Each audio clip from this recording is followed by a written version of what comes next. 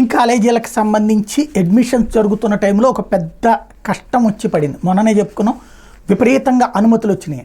కానీ ఇప్పుడు కొత్త సమస్య ఏంటంటే ఉన్న వాటికి ఎర్త్ అయ్యేటటువంటి పరిస్థితి. ఇందులో చూస్తే ఇంజనీరింగ్ ప్రవేశాల కౌన్సిలింగ్ నిర్వహించేందుకు అవసరమైన కళాశాలల ఫీజుల నిర్ణయం, విశ్వవిద్యాలయాల అనుబంధ గుర్తింపులో జాప్యం జరుగుతుంది.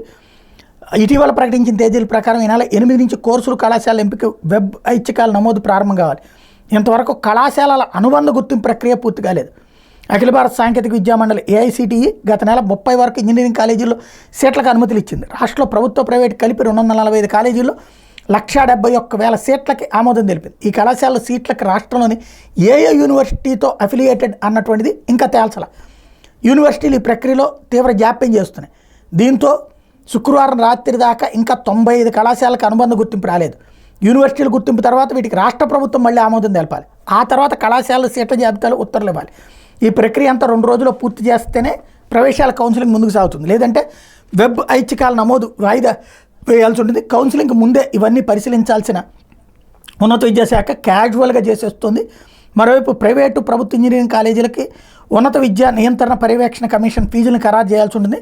గత ప్రభుత్వంలో ఇచ్చిన ఫీజులు తక్కువగా ఉన్నాయని ఆ మేనేజ్మెంట్స్ కోర్టులను ఆశ్రయించినాయి.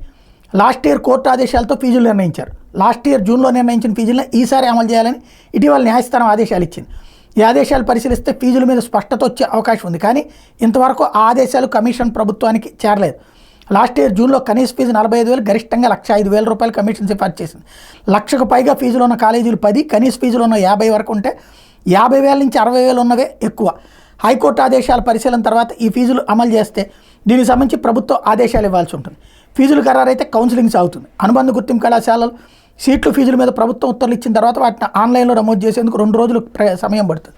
ఇప్పుడు ఏంటంటే కొత్త ప్రభుత్వం వచ్చింది కాబట్టి వీళ్ళలో చాలామంది, ఇప్పుడు అప్పట్లో వచ్చిన గొడవ ఏంటంటే తెలుగుదేశం పార్టీకి వాళ్ళకి అనుకూలంగా ఉన్నటువంటి కాలేజీలకి ఫీజులు తగ్గించారు అన్నట్టు.